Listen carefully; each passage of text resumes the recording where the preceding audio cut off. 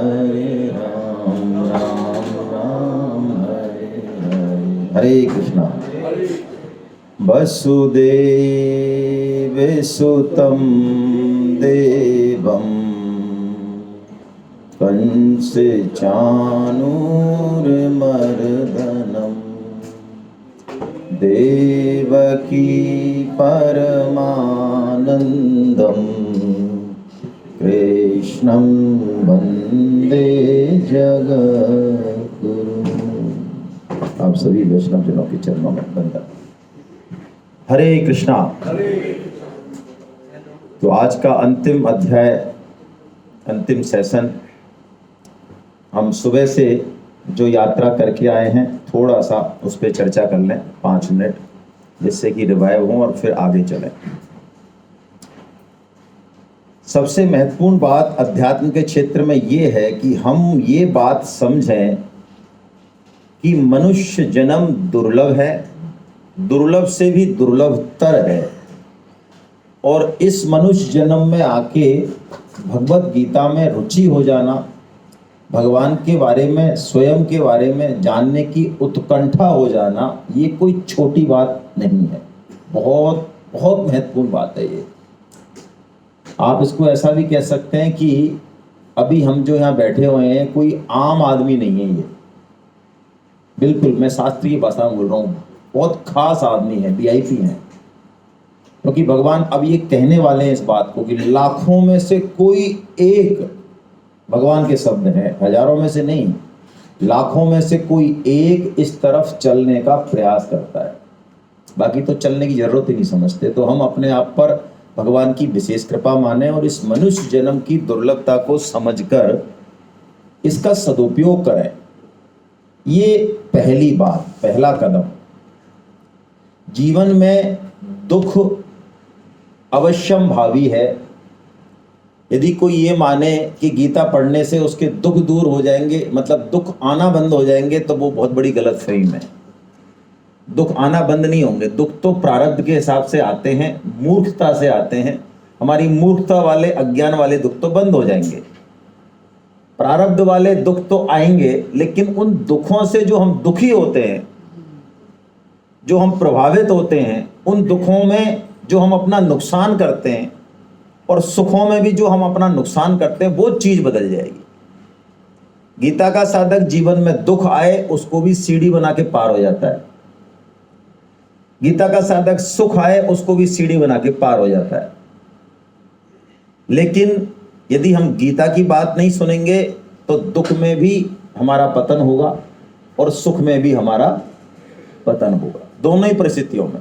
तो पहली बात अर्जुन विषाद योग से ये समझे हम कि जीवन में दुख हो, सुख हो, भगवान श्री कृष्ण में अपनी महत बुद्धि कर लें, उनको अपनी मन बुद्धि का सारथी बना लें।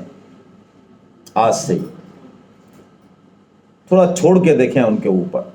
फिर भगवान ने ज्ञान योग की चर्चा की, जिसको कि सांख्य कहा। उसका सीधा सा मतलब यह है कि हम अपने बारे में जिज्ञासा करें कि हम हैं कौन वास्तव में। ये नाम हम हैं, ये शरीर हम हैं, ये गाजियाबाद में रहने वाले हम हैं, ये क्या है, हम हैं कौन वास्तव में। और उसको जानने के लिए जो नहीं है उसको हटाते जाएं। ये टेक्निक है शास्त्र की। इसको नेति नेति कहा वेदों ने। नेति नेति मतलब हम ये नहीं हैं, हम ये नहीं हैं, हम ये नहीं हैं। तो जब ये नहीं है, ये नहीं है, ये नहीं है करते करते जहां है वहां अपने आप पहुंच जाएंगे। वहां पे सीधी तरीके से नहीं पहुंचा जा सकता। ऐसे नहीं बताया सकता कि तुम ये हो, ना, नहीं बताया जा सकता। कोई भी शास्त्र बता ही नहीं सकता। ये ज्ञान योग या विवेक का सदुपयोग है इस बात को। ये इसी में पूरा सांख्य योग। अब सांख्य योग की गोली ठीक है, चर्चा के लिए ठीक है, समझना चाहिए, लेकिन ये लोहे की गोली है और हम हैं पोपले मुख वाले। शास्त्र की भाषा है ये, ज्ञानेश्वरी जी में लिखा है संत ज्ञानेश्वर जी ने कि सांख्य योग ऐसा है जैसे कि लोहे के चने दे दें किसको, पोपले मुंह वाले को। तो ये चने की गोली पचेगी कैसे? ये ऐसे तो पच नहीं सकती। ये तो सीख लेंगे, हम चीजें सीख लेंगे, भाषण दे लेंगे, उस पर पढ़ लेंगे, वो ठीक बात है, ये तो बढ़िया है। पचेगी कैसे, जीवन में आएगी कैसे? इसके लिए कर्म योग बताया। और कर्मयोग में सबसे पहले एक निश्चयात्मक बुद्धि के अब चाहे अच्छा हो बुरा हो मेरे साथ जो हो, अब मुझे लगना भगवान में है, ये निश्चय जिस दिन हो गया उस दिन हमारा छोटा सा काम भी कर्म योग बन जाएगा। वो कर्म नहीं रहेगा, वो भगवान से मिलाने वाला हो जाएगा। एक तो कर्म होता है, एक कर्म योग होता है। कर्म योग में कर्म की प्रधानता नहीं है, ये बिल्कुल दिमाग से बिल्कुल निकल जानी चाहिए चीज। समाधि तक का भी काम हो और झाड़ू लगाने का काम हो, समाधि, मैं समाधि बोल रहा हूं, ध्यान व्यान तो छोड़ो, योग निद्रा छोड़ो, मैं समाधि बोल रहा हूं, जहां पे देश काल छूट जाता है, पता नहीं 7 दिन की समाधि है कि 25 दिन की समाधि है, वायु पी लेते, मन रोक लेते, कुछ नहीं है वहां पे, सांस भी नहीं है, भूख और अन्न तो छोड़ो, ये तो कुछ नहीं है, ये तो हमारे लिए प्रॉब्लम है। वो समाधि और झाड़ू लगाना ये एक ही काम है, बराबर है। वो समाधि भी कर्म ही है, उससे भी भगवान की प्राप्ति नहीं हो सकती। हम सोचते होंगे कि समाधि लगाने से भगवान मिलते, गीता नहीं मानती है। हाँ, लेकिन इस टेक्निक को समझ जाए जो कर्मयोग के लिए भगवान ने कही, तो कोई भी छोटे से कर्म से, अपने नियत कर्म से, यहां तक की नियत कर्म मतलब जो अभी हमको मिला हुआ है, स्त्री शरीर में हम हैं, पुरुष शरीर में हम हैं, अफसर हैं, ठेला लगा रहे हैं सब्जी का, चपरासी, कुछ भी तो है, हम कुछ तो है ही, बस तो जो हमारा नियत कर्म है उससे हमें भगवान की प्राप्ति हो जाएगी। बहुत सिंपल सी कहानी है गीता की, कोई देश कोई भेष बदलना नहीं है। ये भगवान ने कर्म योग के बारे में बहुत डिटेलिंग की और ये बताया, अर्जुन चाहे जातु सांख्य योग से और चातु जा कर्म योग से पहुंचेगा एक ही जगह। ये टफ है, ये सरल है, मैं इसको रिकमेंड करता हूं तेरे लिए, ऐसा भगवान ने कहा। फिर भगवान ने ध्यान योग भी बताया कि तू ध्यान से भी जा सकता है, ये भी एक रास्ता है। और उस ध्यान योग में हमें कैसा आसन होना चाहिए, कैसा हमारा आहार विहार होना चाहिए, उसकी एलिजिबिलिटीज क्या हैं, उसकी टेक्निक्स क्या है, वो सब भगवान ने बताई। और ध्यान योग से भी अपनी सिद्धि बताई, मैं प्राप्त हो जाता हूं। आत्मोपम्येन सर्वत्रम समम यो पश्यति अर्जुना, 6.32 भगवान ने बोला। लेकिन आप देखिए जो ध्यान, जो अटेंशन की बात है यहां पे, अर्जुन जैसा साधक जो उर्वशी के काम निमंत्रण से भी डिगता नहीं है।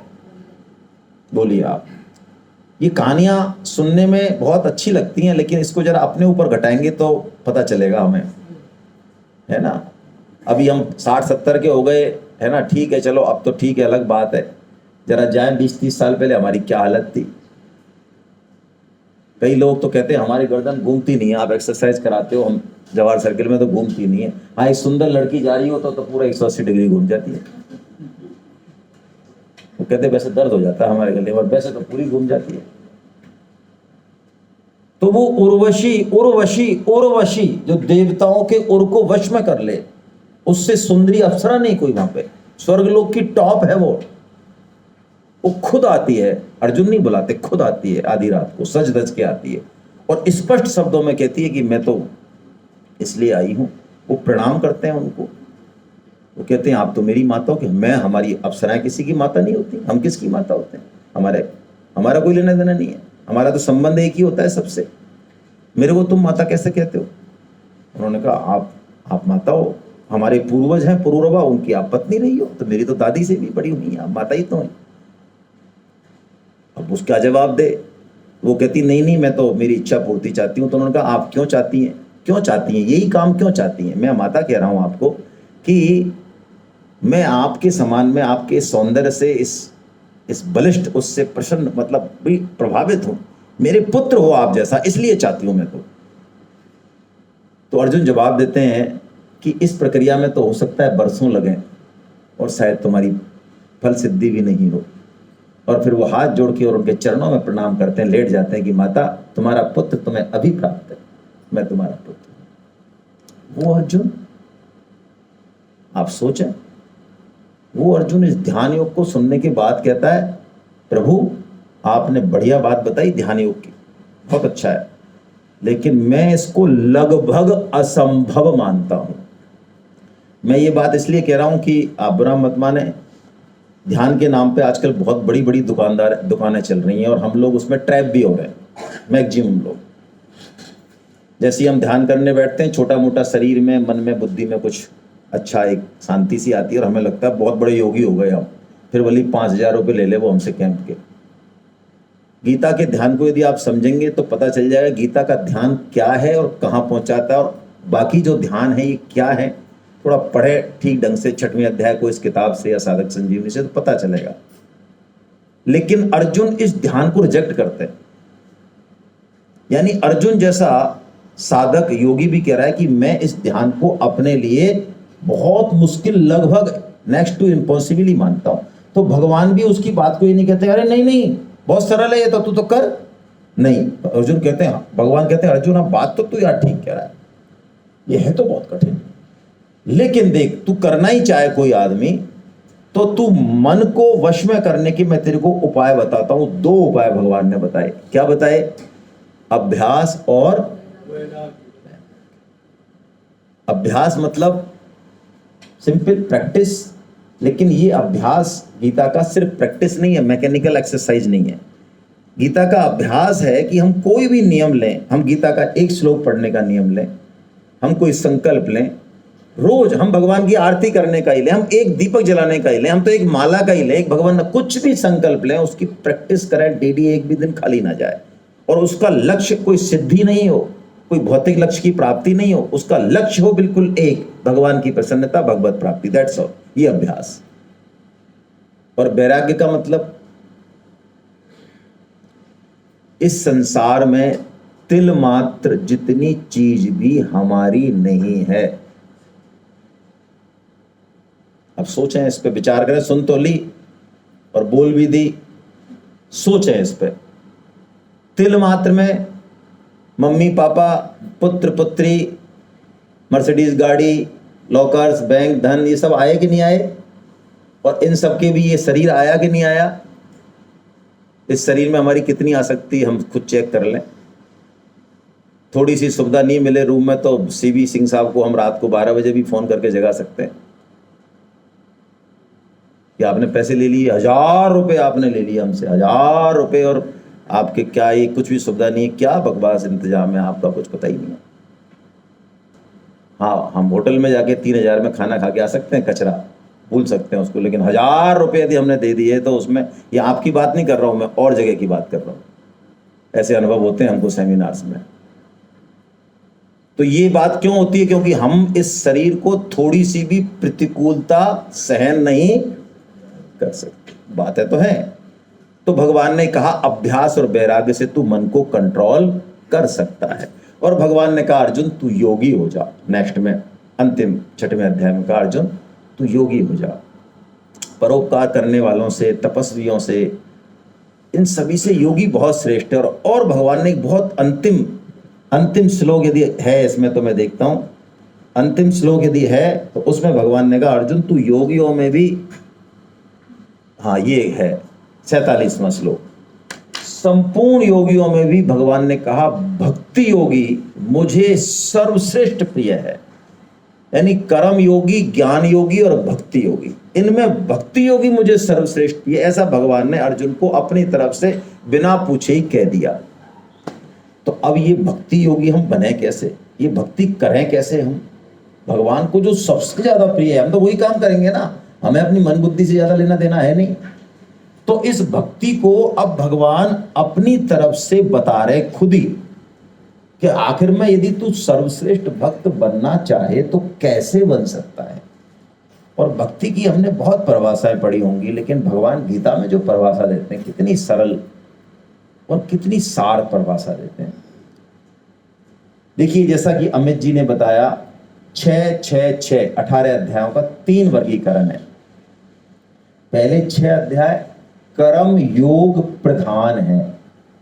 शब्दों पे गौर कीजिएगा, इसका मतलब इसमें ज्ञान योग और भक्ति योग आए कि नहीं आए? आए, लेकिन कर्म योग प्रधान। ये बीच वाला भक्ति योग प्रधान है और अंतिम वाले ज्ञान योग प्रधान है।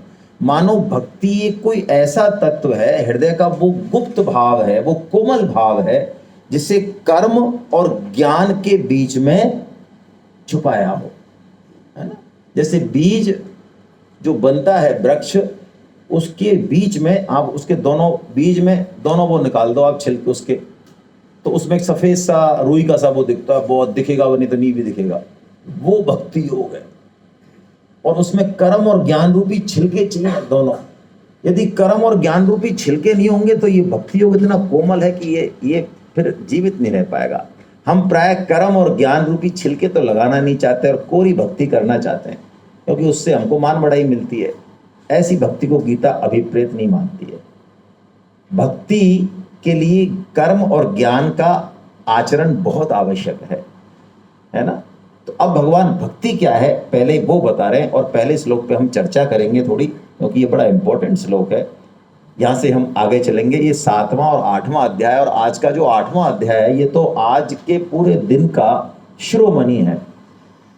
शिरोमणि मतलब आज दिन भर में यदि एक चीज उठानी हो तो वो 8वें अध्याय से हम लोग उठाएंगे। इतना प्यारा श्लोक है वहां पे भगवान का। आइए पहले वाचन करते हैं और फिर हम जो है समझते हैं इसको। मय्यासक्त मना पार्थ योगम युञ्जन मदाश्रयः असंशयं समग्रं मां यथा ज्ञास्यसि तच्छृणु। भगवान कह रहे हैं मुझ में आसक्त मन वाला, मेरे आश्रित होकर योग का अभ्यास करता हुआ तू मेरे समग्र रूप को निस्संदेह जिस प्रकार जानेगा वो अब मेरे से सुन। क्या कह रहे हैं भगवान? मेरे समग्र रूप को मैं तेरे को बताऊंगा। समग्र मतलब इन टोटलिटी बताऊंगा तेरे को। हम प्राय भक्ति योग के, ज्ञान योग के, कर्म योग के पथिक आपस में लड़ते रहते हैं प्राय। ये बीमारी है हमारे हिंदू धर्म में। और ये बात उनकी नहीं हो रही जिन्होंने गीता नहीं पढ़ी, पढ़ने वालों की बात कर रहा हूं मैं। संप्रदाय में चले जाइए, आप मठाधीशों से मिल लीजिए, सबका अपना अपना एक एंगल है, वो उससे सरकना नहीं चाहते। कोई निर्गुण निराकार है, मैं नाम नहीं लूंगा संप्रदाय के, क्योंकि कोई नाम लेते ही तो भड़क जाते हैं लोग। जो उसके होते वो कहते हैं अरे हमारा तुमने नाम बिगाड़ दिया। जो निर्गुण निराकार की उपासना करते हैं वो कहते हैं यही है भगवान, जैसे हम समझते हैं, जैसा हम करते हैं वही है भगवान। जो सगुण साकारी करते हैं वो कहते हैं नहीं तुम बावड़े हो, हमारे जैसे हैं भगवान। कोई क्या कहता है, कोई क्या कहता है, भगवान की कोई नहीं सुन रहा। भगवान क्या कह रहे हैं? भगवान कह रहे हैं मेरे समग्र रूप को समझ कि मैं वास्तव में कैसा हूं, और ये कोई नहीं बता सकता, ये मैं ही बताऊंगा। और पूरी तरह से बताऊंगा, पूरी तरह से इन टोटलिटी बताऊंगा। लेकिन कब जान पाएगा? तो भक्ति की शुरुआत बताई भगवान ने। 2 इंपॉर्टेंट पिलर दिए भक्ति के। ये पिलर को पकड़ना पड़ेगा हमको भक्ति यदि करनी है तो। पहला ही देखिए पिलर, इस भक्ति महल की जो नींव खड़ी हो रही है वो किस पिलर पर खड़ी हो रही है? भगवान कह रहे हैं मय्यासक्त मनः पार्थ। ये चरण है मात्र। इतने से चरण में भक्ति आ गई पूरी। यानी भक्ति क्या है? भगवान में आसक्ति, भगवान में प्रीति। बहुत प्यारी बात है। ज्ञान विज्ञान योग 7.1 7वां अध्याय चल रहा है ना, 7.1 चल रहा है। देखिए प्रीति या आसक्ति हमारी कहां होती है? आज इस संसार में यदि कोई पुत्र पुत्री, जो भी हमको पति पत्नी, सबसे ज्यादा संसार में नंबर 1 माँ बाप, जो भी सबसे ज्यादा प्रिय है, तो उसको हमने उतना ही अपना मान रखा होगा कि ये मेरा है। कोई संबंध होगा वहां पे। बिना संबंध के प्रीति हो सकती है क्या? अब भगवान से हमने कोई संबंध नहीं मान रखा। बिना काम चल रहा है हमारा, आराम से दाल रोटी मिल रही है, हवा पानी मिल रही है। भगवान कहते हैं बेटा कल की तेरे को हवा पानी इशू नहीं करूंगा, तो बता मैं तेरा कौन हूं। तो हम खट काका जी मान लें उनको। लेकिन उन्होंने क्या रखा? तू माने तो और मत माने तो, मैं कुछ भी सुहृदय हूं मैं। तो हमने कोई संबंध, ना तो पिता बना रखा, ना पुत्र बना रखा, ना पति, ना पत्नी। वो सब तैयार है, सखा, सब जो चाहे वो बनने को तैयार है। घोषणा कर रखी है उन्होंने। तो संबंध यदि हम जोड़ लें और भगवान में हमारी प्रीति हो जाए तो भक्ति जो है ना वो क्रिया नहीं है, प्रकट होती है क्रियाओं में। हमने भक्ति को अब तक क्रियाओं से समझ रखा है।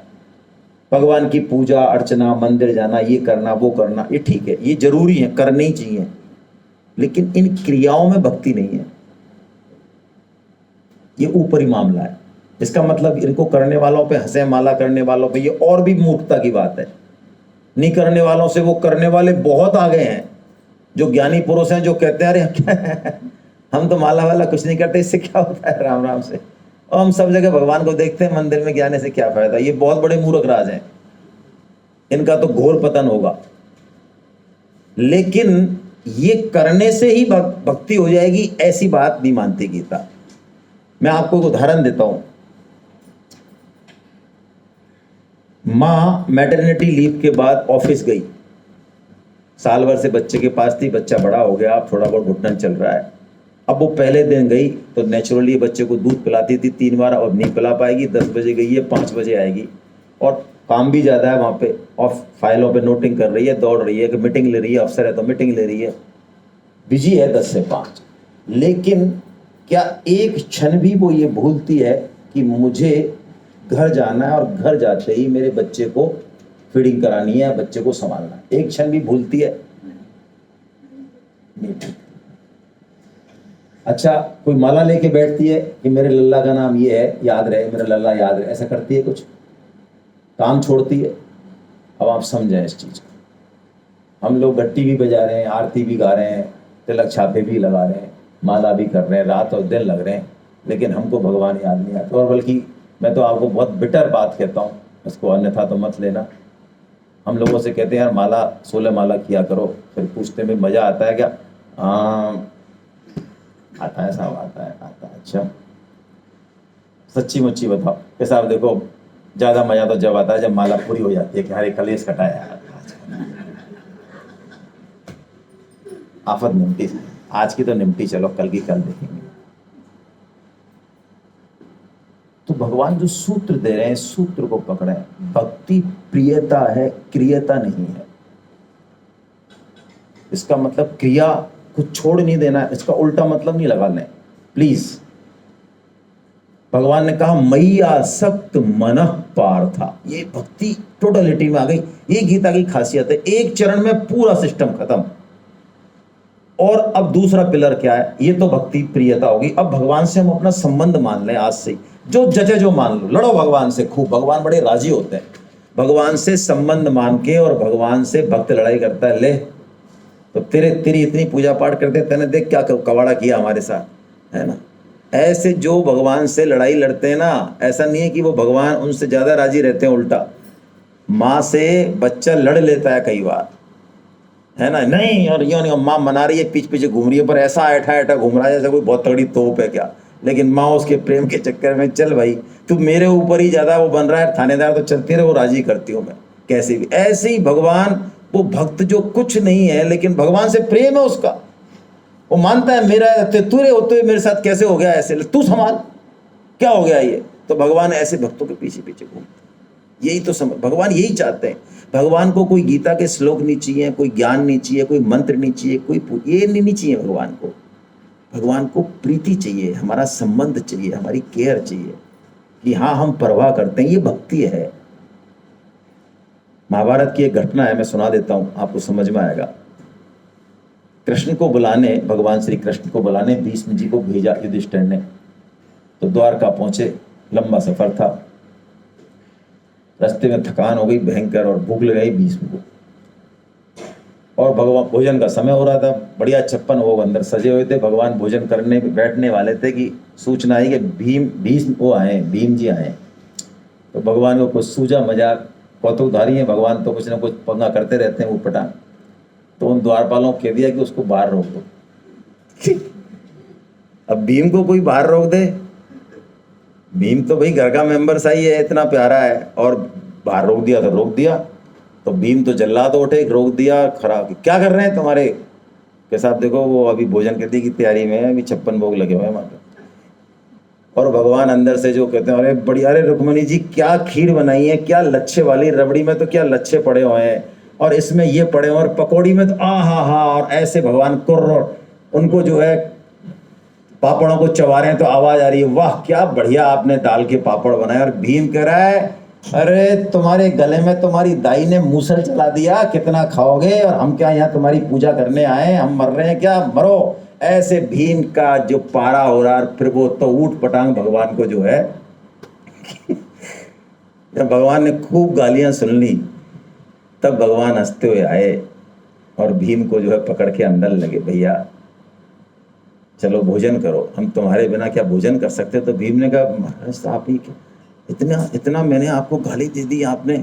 अरे कि मेरे क्या है, थोड़ा सा डाइजेशन खराब हो गया, लोग क्या पूजा पाठ करते रहते हैं ना, इसलिए मैं सोचा आज गालियां सुनूं मैं तुम्हारे मुंह से, भक्त के मुंह से गाली सुन के मेरा डाइजेशन बढ़िया हो गया भैया, आज मजा आ गया। ऐसे भगवान संबंध रखने वालों से विशेष प्रीति रखते हैं।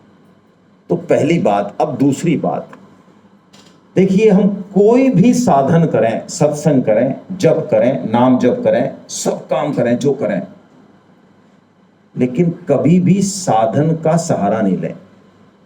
ये दूसरा सूत्र है। क्या कह रहे हैं भगवान? योगम युंजन मदाश्रया। तू योग युंजन कर, यानी कोई भी योग का साधन कर, करना जरूरी है, करना ही चाहिए, लेकिन आश्रय किसका हो? मेरा हो। मैं 16 माला करता हूं, मेरे को गीता के सारे श्लोक याद हैं, मैं इतना बढ़िया काम करता हूं, भगवान कैसे नहीं मिलेंगे ना। किसी भी बड़े से बड़े साधन से भगवान मिलने वाले नहीं। भगवान तो भगवान की कृपा से ही मिलेंगे। सोई जाने हूं जेहि देहु जनाई, जानत तुम्हें ही होए जाई। तुलसीदास जी कहते हैं, भगवान जिस पे कृपा करते हैं वो भगवान को जान पाता है, किसी साधन से जान पाएगा कोई? सोई जाने हूं जेहि देहु जनाई, जानत तुम्हें ही होए जाई। क्या बच्चा माँ को जान सकता है? आप सोचें एक मिनट। बच्चा जो आया 25 साल बाद है, माँ कहाँ पढ़ी, उस समय बचपन में माता पिता के साथ क्या क्या घटना हुई, कैसे कैसे कहाँ कहाँ रही, क्या उसके मन के भाव रहे, क्या बच्चा माँ को जान सकता है? पूरी हिस्ट्री जान सकता है? संभव ही नहीं। हाँ, माँ जितना बताना चाहे कि बेटा एक बार तेरी नानी की यहाँ थी, वहां पे उस समय ऐसी ऐसी घटना हुई, हाँ वो उतना जान जाए। तो बस ऐसे ही भगवान जो जनाना चाहते हैं वो जना लेंगे, लेकिन सूत्र यही है, इसको हम पकड़ें, इस सूत्र को पकड़ें। ये सूत्र भक्ति योग का महल है। अब भगवान बता रहे हैं, देखो मेरा समग्र रूप बताता हूं मैं तुमको। क्या? एक तो ये जड़ प्रकृति है। जड़ मतलब पंच तो महाभूत, क्षति जल पावक गगन समीरा, और मन बुद्धि और अहंकार। देखिए आप पकड़ने की बात पकड़िए। मन क्या है? जड़ है कि चेतन? जड़ बता रहे हैं। बुद्धि क्या है? जड़ की चेतन? जड़। यही तो बात है। और बुद्धि से भी जो सूक्ष्म है अहंकार, वो भी क्या है? जड़ है। लेकिन ये जो बोल रही हैं वो भी कुछ कुछ ठीक है। क्यों ठीक है? जड़ी है। लेकिन चेतन के जितना समीप कोई चीज होती है ना, वो उतनी चेतन लगती है। मन बुद्धि और अहम ये इतने सूक्ष्म हैं कि चेतन के प्रकाश से ये चेतन जैसे लगते हैं, है नहीं चेतन। ठीक है? चेतन तो केवल एक हम है। हम हैं जब तक ये हैं, और हम नहीं है जब तक इनका क्या सामान है, इनके पास कोई सामान है? हम चल दिए तो ये क्या कर लेंगे? कुछ कर सकते हैं? जब हम चल देते हैं तो राम नाम। हाँ, घर वाले भी जो है उसको कहते हैं, भाई साहब 1 घंटा है यार, सूरज में ऐसा करो जल्दी से बांधो इसको, वरना रात में दिक्कत होगी यार। है ये ही जगत की रीत है, इसमें कोई राग और द्वेष वाली बात नहीं है। बांध सनेती में बांधो रे गाढ़ो, अड़ोस पड़ोस के आए खड़े सब, को न कहत अब रखो रे ठाड़ो, और ठेठ मसाण पहुंचाए दियो, अब रह गई जान चलोगे और लाड़ो। यही जगत की रीत है। तो भगवान कहते हैं ये जड़ जो 8 तरह का, ये भी मेरी प्रकृति, यानी इनमें भी मैं ही हूं। और इनसे अलग जो तू है, अपरा परा चेतन, वो भी मैं ही हूं। यानी जड़ और चेतन दोनों कौन है? भगवान श्री कृष्ण ही हैं। ठीक है, लेकिन महाराज हमको तो ऐसा दिखता नहीं। हमको तो जड़ में तो, हम तो जड़ तो छोड़ो, हम तो जब मंदिर में भी खड़े होते हैं तो हमको वहां पे भी आप नहीं दिखते हो। हम तो ये देखते हैं ये मूर्ति किसकी है? सोने की है भाई साहब, सोने की है। अच्छा, असली है क्या? 24 कैरेट है? किसकी है? पीतल की है, अष्ट धातु की है। वहाँ पे भी हमारा दिमाग जो है धातुओं में और प्रकाश में। अच्छा, ये ड्रेस बहुत अच्छी लग रही है यार, बड़ी अच्छी लाइट पड़ रही है। ठाकुर जी की कोई चर्चा नहीं हो रही है, ऊपरी चीजों की चर्चा हो रही है बस। हम जागृत मंदिरों में जाके भी हमको वहां साक्षात भगवान के दर्शन नहीं होते हैं। यदि वहां लाइट बढ़िया जल रही है, अच्छी सी ड्रेस है बढ़िया, तो हम कहते हैं आज तो यार ठाकुर जी बहुत अच्छे लग रहे थे, मजा आ गया दर्शन करने में। और मान लो कोई ऐसा विग्रह है भक्तों के द्वारा सेवित जो अंधेरे में पड़ा है मंदिर, वहां पे हमको मजा आते हैं क्या? वहां नहीं आते। तो किसके दर्शन कर रहे हैं? भगवान ही कर रहे हैं कि लाइटों में कर रहे हैं, वस्त्रों में कर रहे हैं? भगवान कहते हैं तुझे जो नहीं दिखता है ना मेरा समग्र रूप, उसमें कारण मेरी माया है 3 गुणों वाली। ये माया को तू यदि जीत ले तो तुझे मेरा समग्र रूप दिखने लग जाएगा। क्या कहते हैं भगवान? देखिए बड़ा अच्छा श्लोक है ये। दैवी ही ऐशा गुणमयी मम माया दुरत्यया मामेव ये प्रपद्यन्ते माया में ताम तरन्ति ते।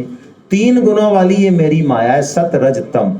अब भगवान कह रहे हैं ये मेरी माया है। देखिए ये संपूर्ण संसार जो है, तिल मात्र भी, ये सब किसकी है? कौन कह रहे हैं? भगवान किसकी बता रहे हैं इस माया को? और हम किसकी मानते हैं इस माया को? तो यदि दूसरे की माया को, है माया यानी स्त्री भी होता है, यदि हम अपना मानेंगे तो बताइए हमारी पिटाई होनी चाहिए कि नहीं होनी चाहिए? होगी होगी। ये कह रहे हैं भाई साहब होगी, कोई बचा नहीं सकता। रोज होती है और फिर भी हम चेत नहीं करते। हाँ, यदि इस माया को हम भगवान की मान लें तो यही मां रूप में, अन्नपूर्णा रूप में हमारी सारी आवश्यकताओं की पूर्ति करेगी, आनंद देगी। लेकिन हम इसको भोग्य रूप में यदि मानना चाहते हैं, जो हम मानते हैं, तो पिटाई होगी। यही कह रहे हैं भगवान, ये मेरी माया है, तेरे को दी है ठीक है, लेकिन ये है मेरी। यदि तेरी होती तो आप बताइए, हम शरीर को अपना मानते हैं। मैं आपसे पूछता हूं, क्योंकि मेरे भी बाल सफेद है और मुझे कई दिख रहे हैं ऐसे वृद्धजन, ज्ञानीजन, सफेद बालों से हम ज्ञानीजन मान लेते हैं। चलिए, तो हमारा जब पहला बाल सफेद हुआ तो उसने एप्लीकेशन दी होगी हमको शायद कि भाई साहब हम सफेद होना चाह रहे हैं, हो जाएं क्या? दी थी? नहीं दी? हो गया? दिया थी, आपने सैंक्शन की होगी। हाँ, सैंक्शन नहीं करी होगी तो नहीं होता सफेद। हाँ, तो हाँ उखाड़ के फेंक दिया, तब आप खाता उखाड़ोगे, इसको तो उखाड़ोगे नहीं, मुंडी को तो। अरे तो चोर को क्या मारे? चोर की मैया को ही मारे। जहाँ से उग रहे हैं उसको ही खत्म करो ना, सिस्टम को ही। फैक्ट्री को ही उड़ाओ, बालों से उड़ाने से क्या होगा? फैक्ट्री को उड़ाओ उसको। शरीर को हम हमारा है तो क्या बीमार नहीं होने देंगे? बुढ़ापा नहीं होने देंगे? सब कुछ होगा। तो हम इसके फर्जी मालिक बने हुए हैं। इस पे मालिक का मतलब फुल कंट्रोल जिसका हो वो मालिक है। तो भगवान की माया दुरत्त है, यानी भगवान कहते हैं तू मेरी शरण में आ जा, केवल और केवल मेरी शरण में, तो तू इस माया से तर जाएगा। लेकिन अपनी मानेगा तो फंसेगा। और जो तर जाते हैं वो 4 तरह के भक्त बनते हैं अपने अपने स्वभाव के अनुसार। अब 4 तरह के भक्तों का वर्णन कर रहे हैं भगवान। देखिए कौन कौन से, बड़ा मजा आएगा आपको। एक तो भगवान कह रहे हैं अर्थार्थी भक्त। अर्थार्थी मतलब जो किसके लिए भगवान की पूजा करता है। वाह, ये सही कैटेगरी है, अपने तो काम हो गया जीता पढ़ने से यार। दूसरे हैं आर्त भक्त। वैसे तो भगवान को याद करें चाहे नहीं करें, लेकिन जब मुश्किल पड़े तो हे भगवान अब तो तुम ही हो प्रभु। और तीसरे हैं जिज्ञासु भक्त, भगवान के तत्व को जानना चाहते हैं, सुनना चाहते हैं। और चौथे हैं ज्ञानी भक्त, जो भगवान के तत्व को जान गए, समग्र रूप को। तो भगवान कहते हैं 4 तरह के भक्त मेरे शरण होते हैं। अब देखिए, आप सोचेंगे कि जो मुसीबत में पुकारे वो भगवान का भक्त कैसे? जो इसके लिए भगवान की पूजा कर रहा है, धन संपत्ति के लिए, राज्य के लिए, वो भगवान का भक्त कैसे? लेकिन भगवान तो कह रहे हैं मेरा भक्त है, तो भगवान कह रहे हैं तो मानना पड़ेगा। लेकिन कारण क्या है फिर? क्यों भक्त बताया ऐसे लोगों को? कारण है इसमें। उदाहरण है ध्रुव जी का। ध्रुव जी ने भगवान से क्या मांगा बताइए? भगवत प्राप्ति मांगी या ऐसा राज्य मांगा जो उनके बाप दादाओं के पास भी नहीं हो? ध्रुव जी ने तपस्या इसलिए की थी कि मुझे ऐसा राज्य चाहिए जो मेरे 7 पीढ़ियों तक नहीं हो, यही तो मांगा। तो भी ध्रुव जी भक्त है ना, कितने बड़े भक्त हैं। क्यों? इसमें देखिए अर्थ की बात नहीं है, ये अर्थार्थी हो चाहे आर्त हो या जिज्ञासु हो, ये केवल और केवल भगवान से चाहते हैं।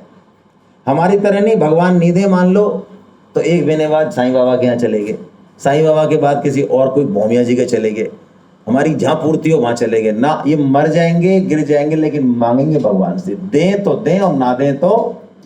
इसी भाव के कारण ये भक्त कहलाते हैं।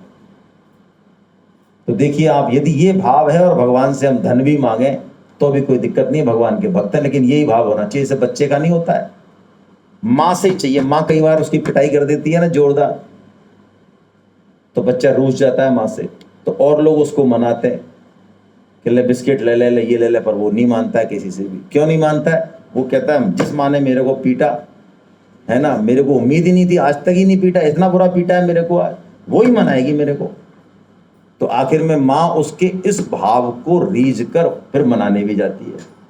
तो ऐसे ये भक्त हैं 4, भगवान ने कहा ये 4 तरह के भक्त मेरे को। लेकिन जो देवताओं की पूजा करते हैं, किस लिए करते हैं? कामना के वश होकर। देवताओं की पूजा करना गलत नहीं है, करनी ही चाहिए।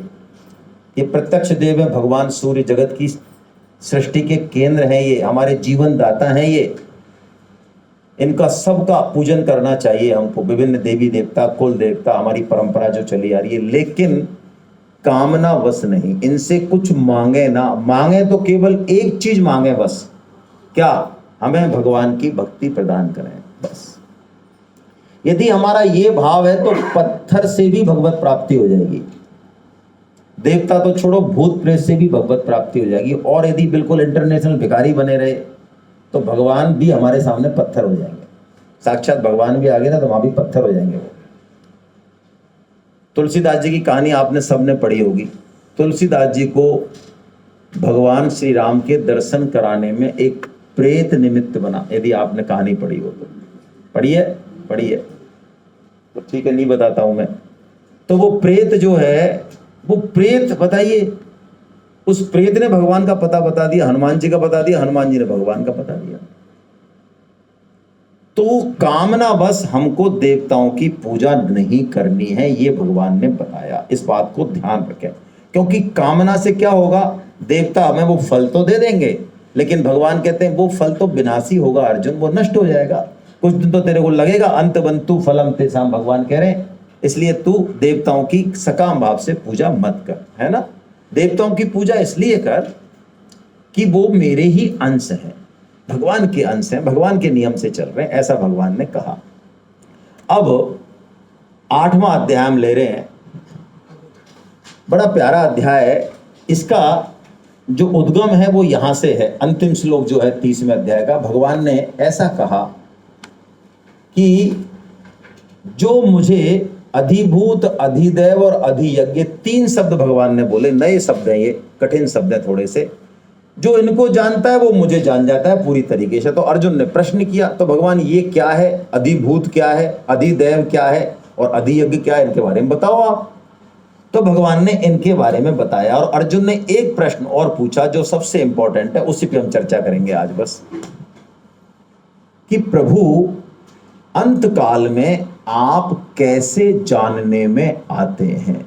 यानी जब कोई व्यक्ति आपको समग्र रूप से जान ले और उसका अंतिम समय आ रहा हो, तो आप उसकी अंतिम गति कैसी होगी, उसका सिस्टम क्या है, आप जानने में कैसे आते हैं, ये मेरे को बताइए। ये प्रश्न सबसे महत्वपूर्ण है। 7 प्रश्न है इसमें अर्जुन के, 6 तो अलग अलग हैं। 6 प्रश्न तो मैं बता देता हूं जल्दी जल्दी 1 मिनट में। अर्जुन पूछते हैं अधिभूत क्या है? तो ये जड़ जो है सब, अभी हमने पढ़ा, ये अधिभूत है। अधिदेव क्या है? ब्रह्मा जी, देवता, ये अधिदेव है, देवता। अधियज्ञ कौन है? स्वयं भगवान विष्णु अधियज्ञ। ठीक है, ये छोटा सा क्लासिफिकेशन हो गया। अब अर्जुन का अंतिम प्रश्न जो सबसे महत्वपूर्ण है, जो भगवान अब इस अंतिम प्रश्न का थोड़ा डिटेल उत्तर देंगे। और जिंदगी में यदि सबसे महत्वपूर्ण काम गीता से हमको उठाना है तो हमको यही श्लोक उठाना चाहिए। ये जो सामने लिखे हो इसका लास्ट श्लोक है ना, लास्ट पे हम पहुंचेंगे, पहले हम ऊपर का श्लोक पढ़ते हैं।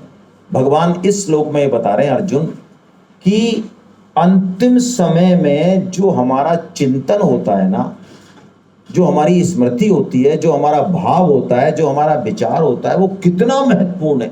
ये साइंस गीता बताती है, कहीं और ऐसे आसानी से मिलता नहीं। मेरे को तो नहीं मिला, आपको मिला हो तो बताना। चलिए हम पहले श्लोक पढ़ें, बड़ा इंपॉर्टेंट श्लोक है। अंत काले च मामेव स्मरन् मुक्त्वा कलेवरम्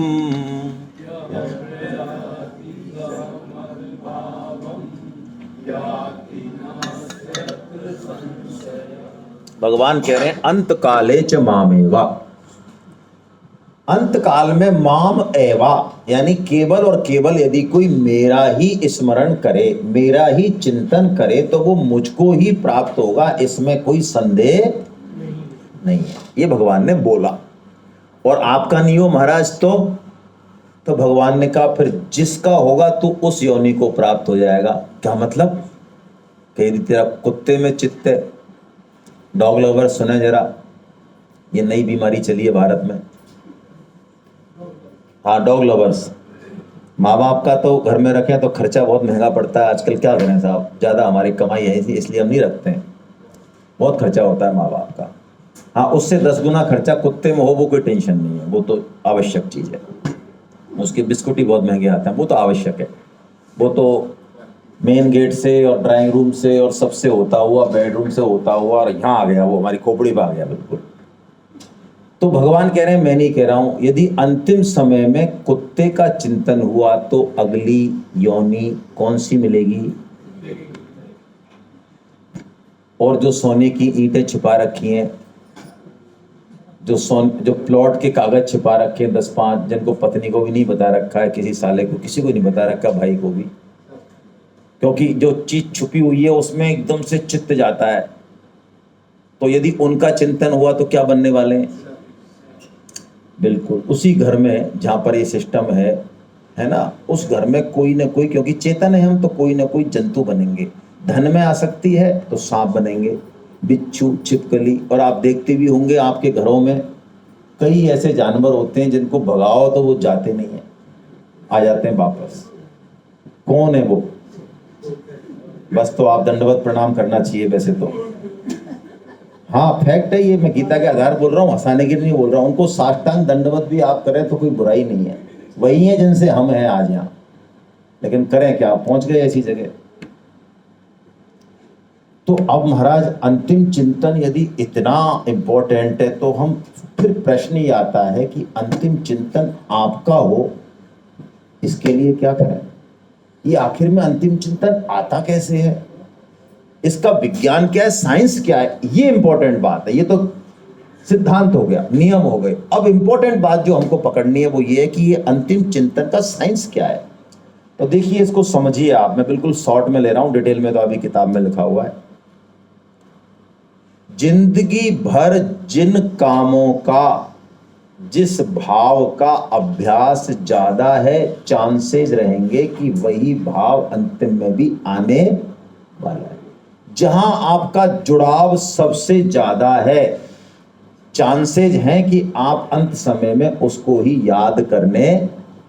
तो अब यदि आपने बच्चे में, बच्ची में, पति में, पत्नी में सेवा करें, अच्छी बात है, प्रेम करें, लेकिन जुड़ाव रखा, आसक्ति रखी, भगवान से नहीं रखी, तो आप पक्की बात मानिए हम खुद के लिए खाई खोद रहे हैं, बहुत बड़ी खाई खोद रहे हैं। एक तो ये। दूसरी बात, जब हम पाप कर्म करते हैं तो हम इतने सतर्क होते हैं कि कोई भी हमको देख ना ले। किसी के घर में घुस रहे हैं, कोई गलत काम करना चाह रहे हैं या किसी से गलत बात करना चाह रहे हैं, तो उस समय हम इतने सतर्क होते हैं और उस पाप कर्म को करते समय भी हमारा मन, बुद्धि, अंतःकरण ऐसा होता है, तो उस पाप कर्म के, चाहे वो घंटे भर हुआ, आधा घंटे हुआ, 2 मिनट हुआ, उसका जो संस्कार बनता है चित्त पर, वो इतना गहरा बनता है। माला तो ये चलती है, माला तो ऐसे चलती है, 2 घंटे भी करेंगे, ध्यान कहीं और रहता है, इसका संस्कार नहीं बनता क्योंकि ध्यान नहीं है। पाप कर्म का संस्कार इतना गहरा बनता है कि जब अंत समय आता है तो वो सारे पुण्यों को पीछे करके छाती पे वो पाप कर्म आ बैठता है। और पाप कर्म आएगा तो वो आते हैं बड़े बड़े सींगों वाले, वो भाई साहब यमदूत, उनका वर्णन पढ़ना हो तो आप भागवतम में और गरुड़ पुराण में पढ़ लेना। वर्णन पढ़ते ही थर होता है।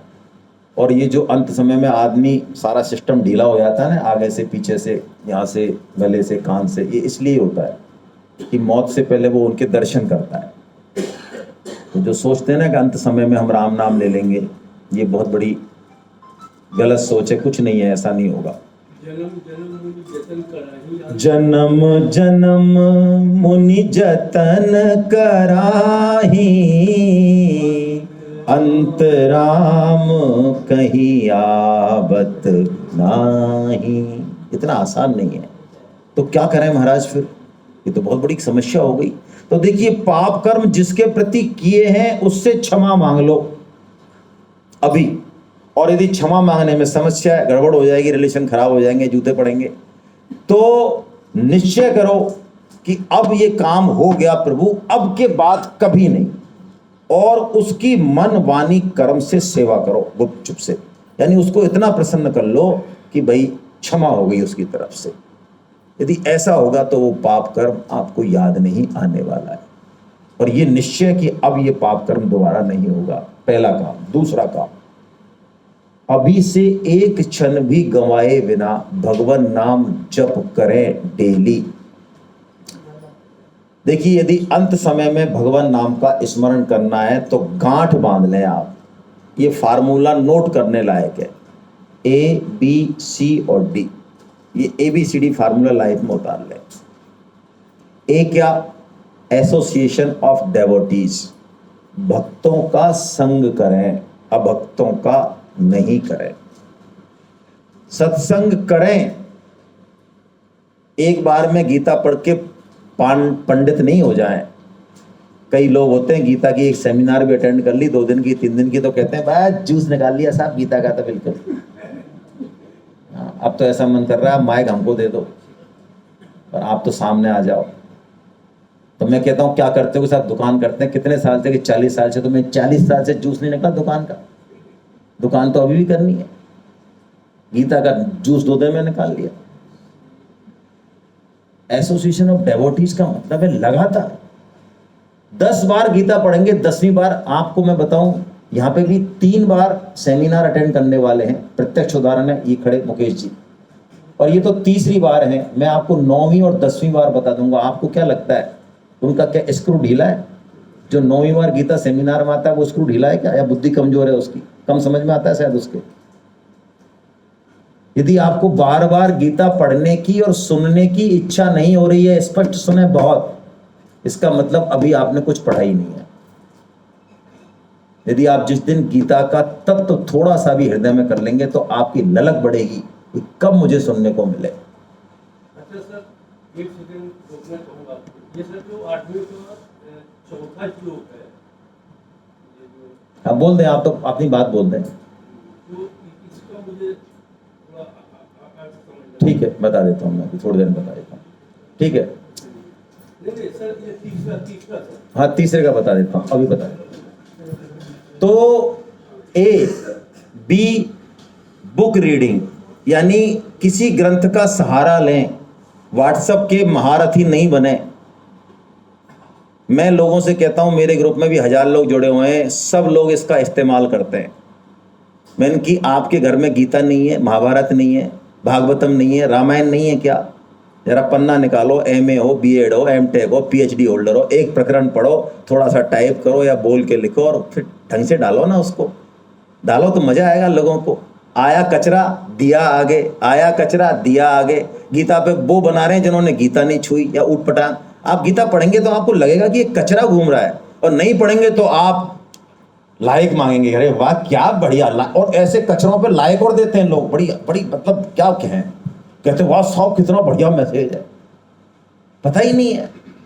बुक रीडिंग, किसी ग्रंथ का पारायण करें, सहारा लें, पढ़े लिखे हैं तो A to Z पढ़ें तो सही। विवेकानंद जी कहते हैं यही हमारी सबसे बड़ी विडंबना है हमारी हिंदुओं की।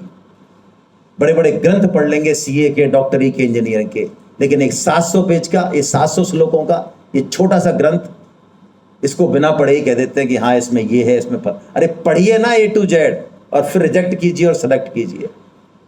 बुक रीडिंग, सी चैंटिंग, भगवान नाम जप, भगवान नाम जप माला से कीजिए। तुलसी की माला लीजिए आप, इसको निठल्लों का काम मत मानना प्लीज, आपके हाथ जोड़ कर निवेदन कर रहा हूं। ये निठल्लों का काम नहीं है, ये आपके बड़े से बड़े साधन का सिरमौर है।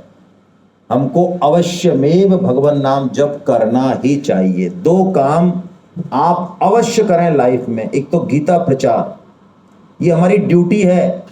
अपने घर में जो लोग, हमारे बच्चे, हमारे दोस्त, रिश्तेदार जिनको हमारी बात सुनते हैं, नहीं सुनते हैं, उनको गीता के बारे में थोड़ा सा कहिए, धक्का दीजिए, फोर्स कीजिए। आए नहीं आए वो अलग बात है, हमारी कोशिश पूरी होनी चाहिए। और एक भगवान का स्मरण, यदि भगवान नाम जप आप करेंगे, हरे कृष्ण कृष्ण कृष्ण हरे हरे, हरे राम राम राम हरे हरे, ये एक बार हुआ। हरे कृष्ण कृष्ण कृष्ण हरे हरे, हरे राम राम राम हरे हरे। ऐसे 108 बार आप करेंगे तब आपकी जो है एक माला होगी।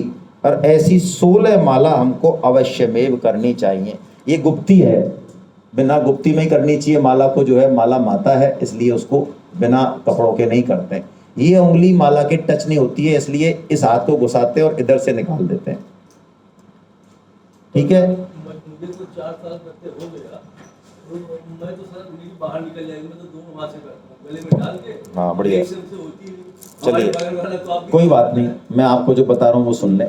ये उंगली टच नहीं होगी, ये माला का सुमेरु है, ये ऊपर ही ऊपर। ये सुमेरु जो है इसका फूंदना है पहले तो, मुकुट है ये भगवान का, और ये ऊपर ही ऊपर का जो है ये सुमेरु है, ये वाला जो मैं हिला रहा हूँ इसको। ये राधा और कृष्ण हैं, दोनों मिलगित रूप है ये। और ये 108 मनके हैं, ये गोपियां हैं। ये एक्चुअली भगवान के साथ हमारा रास है, आत्मा का परमात्मा के साथ मिलन है, ये माला कुछ नहीं है। तो हम बस भगवान का स्मरण करें सुमेरु पर्वत पे, है ना। जो भी मंत्र बोलना चाहें, आपके जो इष्ट हो, भगवान श्री राम हो, कृष्ण हो, उनका स्मरण करें और बस फिर चालू हो जाए। हरे कृष्ण कृष्ण कृष्ण हरे हरे, हरे राम राम राम, आगे बढ़ जाए। हरे कृष्ण कृष्ण कृष्ण हरे हरे। ऐसे करते करते जब आप आएंगे, ऐसे आगे मान लो, देखिए हरे कृष्ण कृष्ण कृष्ण। जैसे ही आपको पता चलेगा फूंदना पे आगे, तो इस माला को पलट दें, इसको क्रॉस नहीं करते हैं, क्लॉकवाइज या एंटी क्लॉकवाइज पलट दें इसको। बस ये सावधानी रखनी है और कुछ नहीं है, माला सिंपल है। जब आप आए करते हुए 108, तो इसको पलट देना है, इसको पार नहीं करना है। तो फिर वहीं से घुमा ले। बस ऐसे घुमा दें, एंटी क्लॉकवाइज तो हो गया है, या जैसे भी करना चाहें कैसे भी कर लें। बस तो ये माला यदि आप 1 महीने भी करेंगे तो देखो, अब मैं कुछ नहीं कहूँगा ज़्यादा, तो कहना सुनना क्या मतलब है इन चीज़ों का, ये फालतू की बातें ज़्यादा। बाकी मैं आपसे ये कहूँगा, मेलोडी खाओ और खुद जान जाओ।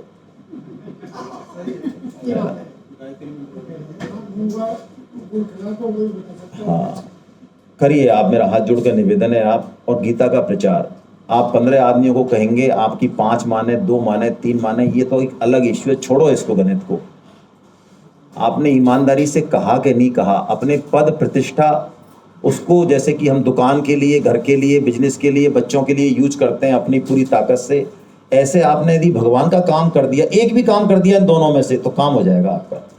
यदि आप गीता प्रचार करना चाहते हैं, आपको लगता है मैं तो लोगों को जोड़ सकता हूँ यार, मेरे को चिंता नहीं है मान अपमान की, ले चल तू रे गीता सेमिनार में, मैंने अटेंड किया, अच्छी है, तू गीता कोर्स में ले। आप ये मान लें, ये इतना जबरदस्त काम है, कल आपको पता चलेगा भगवान अपना हृदय खोल देते हैं, सारे योग बता देंगे, कर्म, ज्ञान, ध्यान, श्रवण सब बता देंगे। उसके बाद बिल्कुल लास्ट में बताएंगे इस बात को। मैंने आपको जो बात कही कि मैं सीवी सिंह साहब के चरणों में प्रणाम करता हूँ, ये बहुत पुण्यात्मा है, भगवान की विशेष कृपा है इनके ऊपर। सेमिनार, हाँ, जो भी आपके तोमर साहब हैं, जो भी हैं, सबको प्रणाम है मेरा। क्योंकि देखिए, हम एक आदमी को भी यदि निमित्त बनते हैं तो ये बहुत बड़ी बात है।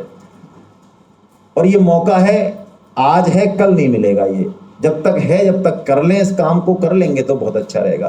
तो ए, बी और सी में चैंटिंग और गीता प्रचार आ गया। डी, डेटी वर्क से, जैसा मैंने कहा, कोई नियम ले लें, है ना, कोई भी एक नियम। डेटी यानी जैसे कई लोगों का पूजा अर्चना में अच्छा भाव रहता है ना, भगवान का श्रृंगार कर रहे हैं, अपने हाथों से दीपक जला रहे हैं, भगवान को अपने हाथों से, ये नहीं जैसे घर में होता है ना, हम वैसे तो बनते हैं धार्मिक, और शाम को संध्या के समय दीपक, अरे मुन्ना जा बेटा, जा बेटा, दीपक जला। मुन्ना कहता है, अरे तू जा गुड़िया, तू जा बेटा, तू जा। मम्मी पापा को कह रही है, पापा मम्मी को कह रहे हैं। मतलब क्या हो रहा है ये? एक भगवान का दीपक। हम इतने मठाधीश हो गए, इतने बड़े हो गए, करोड़पति। भगवान का काम अपने हाथों से करें, हम खुद हाथों से नौकर बन के करें। दूसरे का करेगा, दूसरा क्यों करेगा? हम करेंगे। दूसरा कौन होता है करने वाला? हम करेंगे।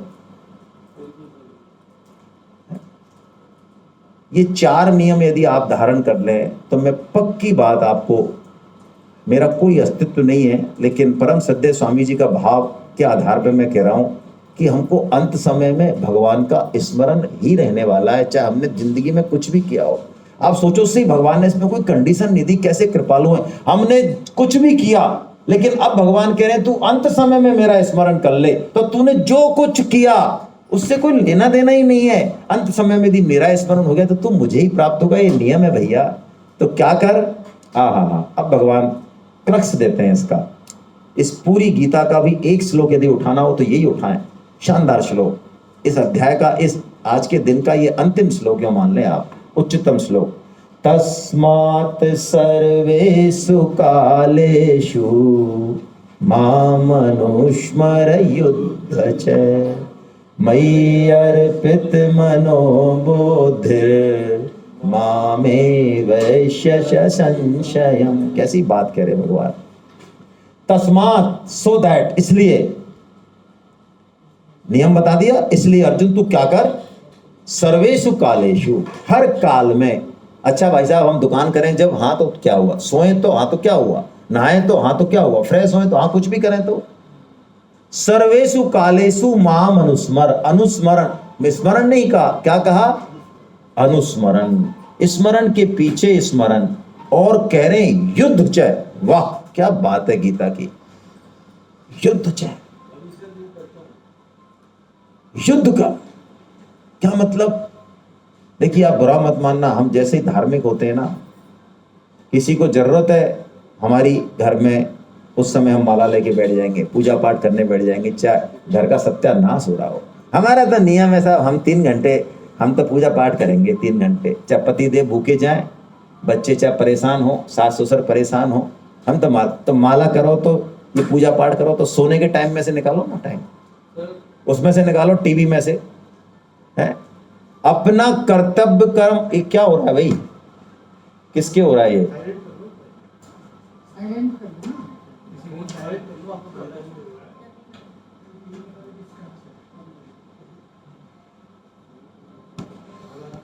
काम करते हुए देखिए, भक्ति बहुत इंपॉर्टेंट बात है। भक्ति अलग नहीं है। हमने भक्ति को क्या है, स्वामी जी बहुत सूक्ष्म बात बताते हैं। आप में से किसी का बज रहा है भाई, और आपको ध्यान नहीं है। चलो कोई नहीं, बैठिए आप, बस हम कर रहे हैं फिनिश इसको। आवाज आ रही है तो बज ही रहा है ना, नहीं बजने से तो मतलब क्या है। चलिए, भक्ति का डिपार्टमेंट हमने अलग कर रखा है। स्वामी जी कहते हैं बहुत बड़ी गलती है हमारी। 22 घंटे तो जो करना है वो करेंगे, जो भी उल्टा सीधा जो कुछ करना है, भगवान को थोड़ी बहुत फूल मूल माला फेंके, भगवान भजन भजन के चल ये काम निपटा, ये भक्ति हो गई साहब ना। भक्त साधक, स्वामी जी कहते हैं साधक 24 घंटे का साधक होता है, 24 आवर्स का होता है। यदि आप 24 आवर्स के साधक हम नहीं है तो हम साधक है ही नहीं। तो यही बात भगवान कह रहे हैं। मई अर्पित मनोबुद्धि। अर्जुन तू मुझ में मन बुद्धि को लगा और काम कर, युद्ध कर, तू तेरा कर्तव्य जो भी है देश में, समाज में, परिवार में, वो काम कर, फिर तू मुझे ही प्राप्त होगा। अरे हम लोग वृंदावन गए एक बार, 2012-13 की बात है। उस समय हम गीता पढ़ रहे थे। 95 साल के एक संत थे बंगाली, बड़े प्यारे, भगवान के प्यारे भक्त थे। हम 150 लोग थे। उन्होंने ऐसी कोई बात चली इसी प्रकरण पे, तो मेरा मन हो गया पूछने का। मैंने कहा महाराज बुद्धि ऐसी थी उटपटांग, एक्सीडेंट हो जाए, कोमा में चला जाते हैं आदमी, और आप कह रहे हैं अंत समय में भगवान का स्मरण करे। काई का स्मरण करेगा, खांसे करेगा। और जैसे जिंदगी भर उसने मान लो कोई पूजा पाठ किया, गीता पढ़ी है, अच्छा काम किया, भगवान का काम किया, कैसे होगा? ये बात शास्त्रों में नहीं मिलती, उन संत के श्रीमुख से मुझे मिली।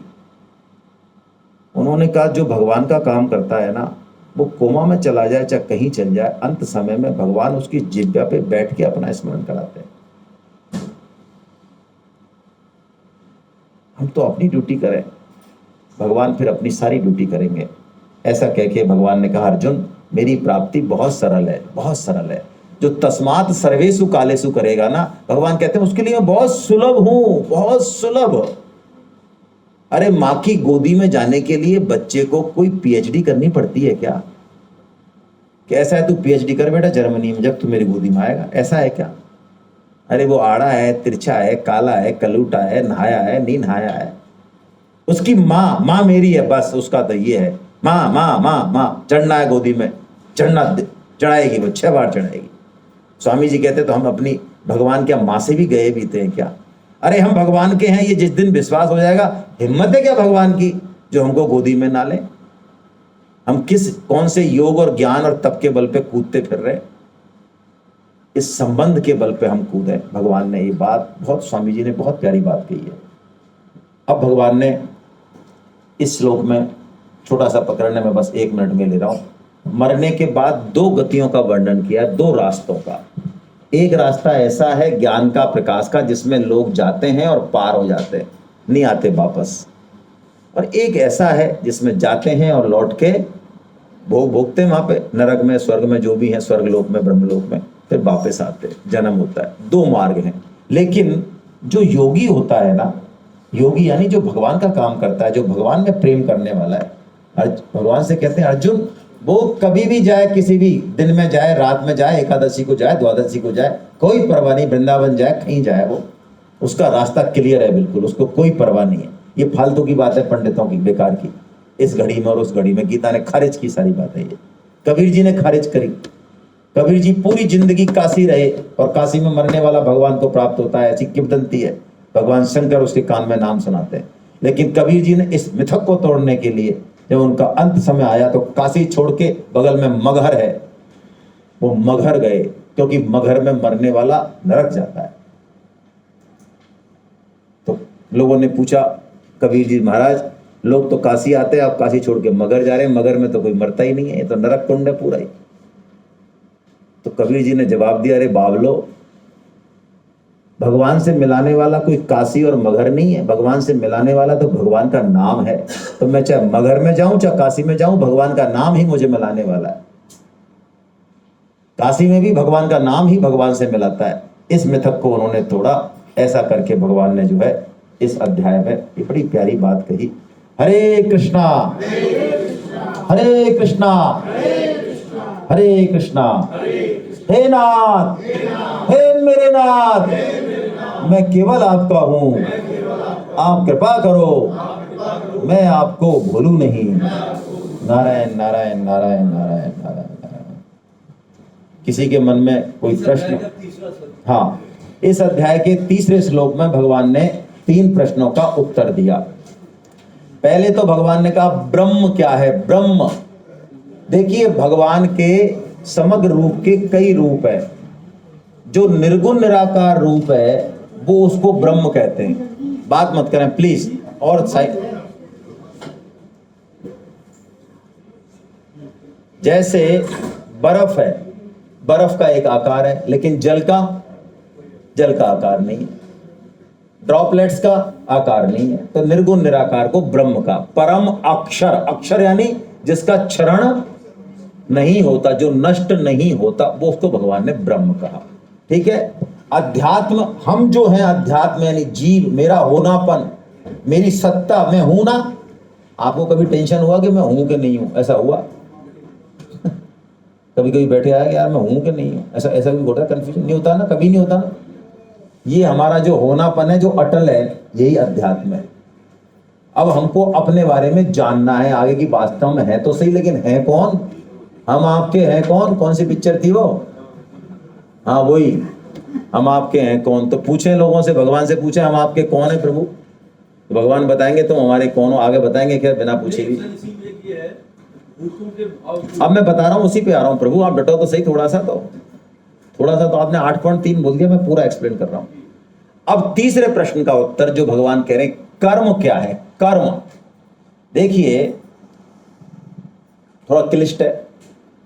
प्रलय होती है और प्रलय का उल्टा सर्ग होता है। प्रलय मतलब खत्म होना, सर्ग यानी जन्म होना। लेकिन प्रलय का भी एक महाप्रलय होती है और फिर महाप्रलय के बाद महासर्ग होता है। ठीक है। तो महाप्रलय जब होती है तब ये संपूर्ण सृष्टि, ये पृथ्वी, तारे, सूर्य, चंद्रमा, ये कुछ भी नहीं रहता, सिर्फ भगवान ही भगवान रहते हैं। हम सब भी भगवान के वहां पर जाके चिपक जाते हैं शरीर में, ऐसा मान लो। ठीक है। तो हमको हमारे कर्म संस्कारों के अनुसार जो शरीर देते हैं भगवान, कि तू अब घोड़ा बन जा, गधा बन जा, मनुष्य बन जा, वृंदावन में चला जा, ये जो डिसाइड करते हैं भगवान, ये जो शुरू में जो करते हैं, शुरू में योनि डिसाइड करते हैं, ये कर्म कहलाता है। उससे पहले कर्म नाम की चिड़िया होती ही नहीं है। कोई कर्म ही नहीं होता कहीं भी।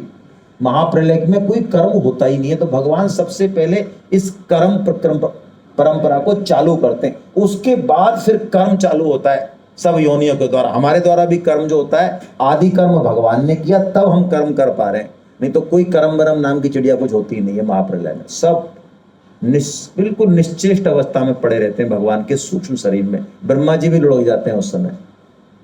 ब्रह्मा जी प्रलय करते हैं और सर्ग करते हैं, लेकिन ब्रह्मा जी की भी जब आयु पूरी हो जाती है तब महाप्रलय होता है। ठीक है। इसको, इस प्राणियों की सत्ता को प्रकट करने वाला जो ये एक्टिविटी है, जो क्रिया है, इसको क्या कहा भगवान ने? कर्म। भूत भाव उद्भव करो, ये शब्द है ना। भूत यानी कौन सा भूत? वो भूत प्रेत वाला नहीं। हम भूत मतलब हम भूत ही हैं। हाँ, प्राणी जिसमें प्राण है। बहुत अच्छा। तो भूत भाव यानी हमारा भाव, यानी अब हम आ गए इस मनुष्य शरीर में, या कौन सी योनि में? भूत भाव उद्भव यानी पैदा करने का। उद्भव करो, ये जो त्याग है भगवान का, ये जो कर्म है, इसको, ये क्रिया जो है शुरुआत की, ये कर्म है। ठीक है। चलिए, हरे कृष्ण हरे कृष्ण। एक सेकंड।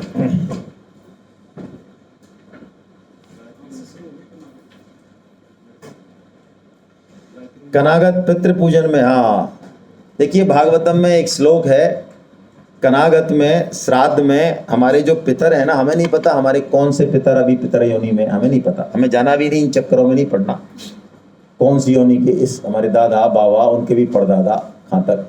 लेकिन यदि हम भगवत गीता पढ़ते हैं, सुनते हैं, प्रचार करते हैं, तो मैं शास्त्र की भाषा बोल रहा हूँ, अपने मन से नहीं बोल रहा हूँ। जितना भी आप कर्म कांड करो, जितना पंडितों ने बताया शास्त्रों में, वो करो, और एक आप भगवत गीता का प्रचार करो, सुनो और सुनाओ, पढ़ो पढ़ाओ। तो पितृगण जो होते हैं ना, जितने भी पितृगण हमारे हैं, हमारे पक्ष के, उधर के पक्ष के, वो नाचते हैं। ये लिखा हुआ है ना। नत्यंती स्फोटयति नत्यंती मोदते पितरा, ऐसा शब्द है भागवतम में। यानी वो पितर इतने प्रसन्न हो जाते हैं कि मेरा जो मैं सड़ रहा था इस योनि में इतने सालों से, ये मेरा उद्धार करने वाला आ गया। क्योंकि एकमात्र गीता के पठन से, श्रवण से और प्रचार से हमारे समस्त पितरों की मुक्ति हो जाती है।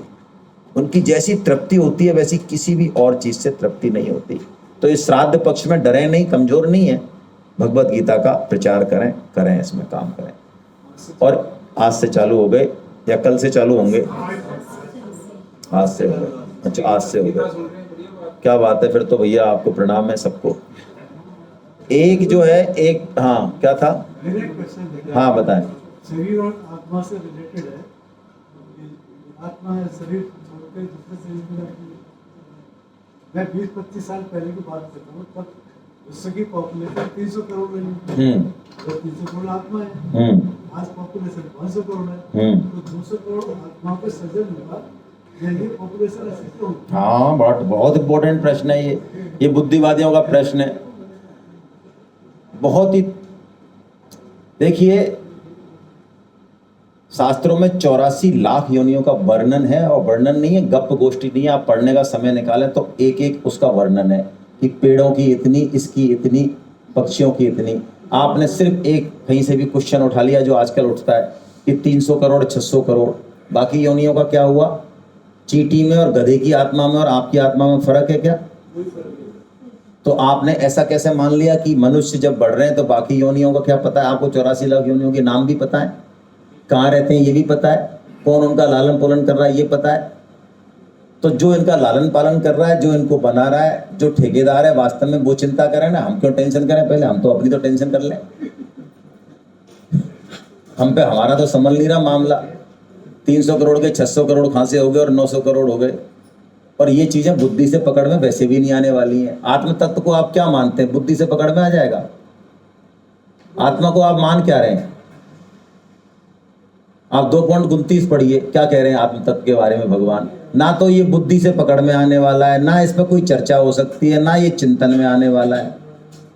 तो जिस आदमी चिंतन में आने वाला नहीं है, मन बुद्धि से बाहर की बात है, उस पर मन बुद्धि से चर्चा कैसे होगी? ये बताओ पहले तो, कैसे होगी बताओ? आप मेरे को बताओ, इन दोनों टेबलों को चारों तरफ से हाथ से लपेट सकते हो? इन दोनों टेबलों को क्यों नहीं लपेट सकते? सीमित है। तो बस ऐसी मन बुद्धि से आत्मा को समझना और पकड़ना है। अब प्रश्न आपका ये हो सकता है कि फिर आत्मा को जाने कैसे? ये तो एक प्रश्न है, फिर भी थोड़ा इंपॉर्टेंट। बाकी 300 करोड़ 600 करोड़ ये तो हमने भी, सरिता और कौन कौन सी पत्रिका आती थी पहले फालतू की, है ना, उनमें ही पढ़ा है मैंने। आज से कोई 35 साल पहले ही पढ़ लिए प्रश्न। कुछ नहीं है इन प्रश्नों में। आप थोड़ा शास्त्रों का सहारा लेंगे तो आपको पता चलेगा ये अधकचरे प्रश्न है, कोई मतलब नहीं है, कोई मतलब नहीं है इन चीज़ों का, है ना। और मैं आपको बताऊं, आत्मा एक ही। अब मैं आपको उलझा दूं तो, अब मैं आपको कहता हूं, भगवद गीता की बात बोल रहा हूं आपको, 600 करोड़ आत्मा ही नहीं है, आत्मा एक ही है। अब मैं आपको ऐसा कह दूं तो